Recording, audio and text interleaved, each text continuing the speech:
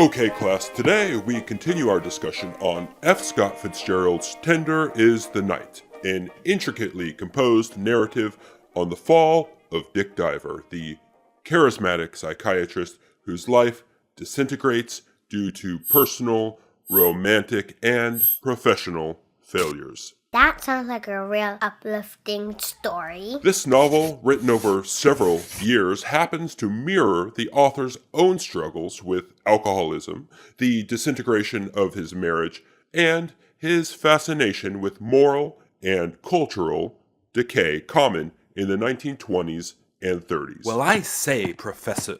What the... How did I get up here? Ahem. Well, I say, Professor, I do not care for how you express such fabrications. Which fabrications, exactly? All of them. Your relationship to alcohol? Your marriage? Say, the last time I saw Zelda, not more than 12 months ago, we got along agreeably. Continuing on. This story represents Fitzgerald's second act after Gatsby, although its reception was mixed initially due to... The illiterate masses. I was going to say complex structure and heavy themes. Ah, yes, of course. Alright, so first up, let's talk about the structure and themes. In our previous lesson, I mentioned this novel is broken into how many parts? 3! That's right. Structured with flashbacks and shifts in perspective, this story unfolds in 3 parts. Knew it. The first part introduces the divers. Hello, gorgeous. Greetings, Professor. Salutations, kids. Mr. Fitzgerald. Hi. Hi. Oh, hi. Good morning, or afternoon, rather, or morning. Welcome back. So, as I was saying, the first part introduces the diver's luxurious life on the French Riviera, seen through the eyes of Rosemary Hoyt, the young American actress who becomes infatuated with Dick. Hi, Dick.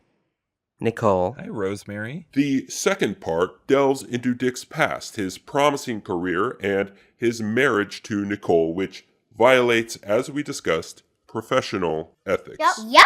And then the third part depicts Dick's decline into alcoholism and mediocrity, just as Nicole herself recovers and outgrows him. Okay, must we dwell on this? Digging deeper, psychoanalysis plays a significant role in the novel, both as a literal framework and also as a metaphor for excavation and revelation. Nicole's schizophrenia, rooted in her father's sexual abuse, serves as the concealed but poisoning wound. What's that? Yeah, what is that? Concealed but poison? Like exactly what I said. There's a wound there that's causing damage as wounds do, but it's not visible on the surface, right? It's covered up, concealed. Okay, never mind. Nicole's dependence on Dick is tied to the psychoanalytic concept of transference, which complicates their marriage, beginning as therapeutic but devolving into codependency. Say, old sport, this sounds like one hell of a book. How's come it didn't make Oprah's book club? I'll have to look into that. Please do. But continuing on, literary analysis highlights the author's nuanced portrayal of the fragility of love. Dick and Nicole's relationship initially symbolizes idealism, but ultimately reveals the inevitable decay of romantic illusions. I will keep reiterating, as Nicole heals, she gains independence, and this leaves Dick isolated and purposeless. Hey, Francis, that's one hell of a way to treat a guy. I write what I know and offer no apologies. Well, why couldn't you put me in one of your other stories? Something fun, like Diamond as Big as the Ritz. Sounds like maybe you haven't read that one. Guys, please, I'm in the middle of something here. He started it. Okay, let's move along now and discuss sexuality and moral decay. Oh. Fitzgerald uses the story to explore sexuality as a symbol of broader societal disintegration. Yes, exactly.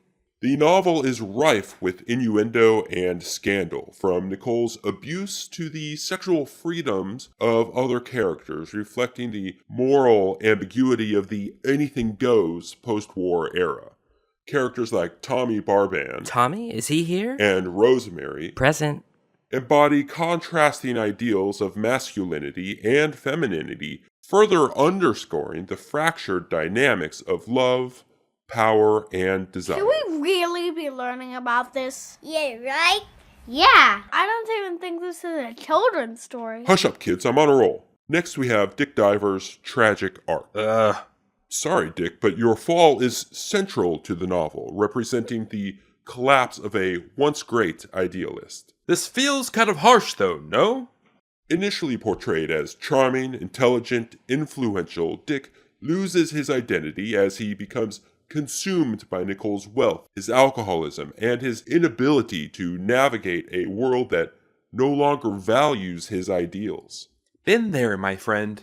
His transformation from a healer to a broken man underscores Fitzgerald's critique of the American dream and the cultural decay of that interwar period. Interwar? Again with the war stuff. Is there something I should be aware of? Can we wrap this up? While Tender is the Night is less celebrated than The Great Gatsby. Less. That's right. I told him it would be less.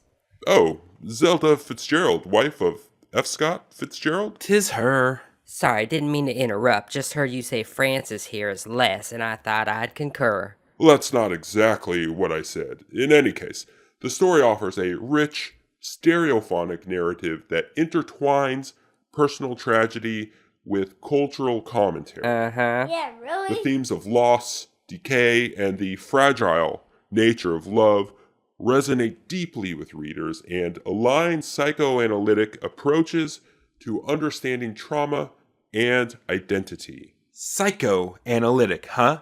That's Zelda's favorite analytic. Shove it, Frank. Psycho. Ahem.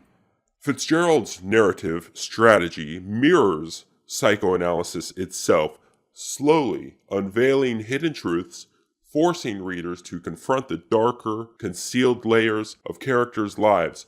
This technique, combined with lyrical prose and vivid imagery, ensures the novel's enduring literary importance. Enduring. Are you sure about that? Francis here is not known for his endurance. Zelda, stop talking about my endurance.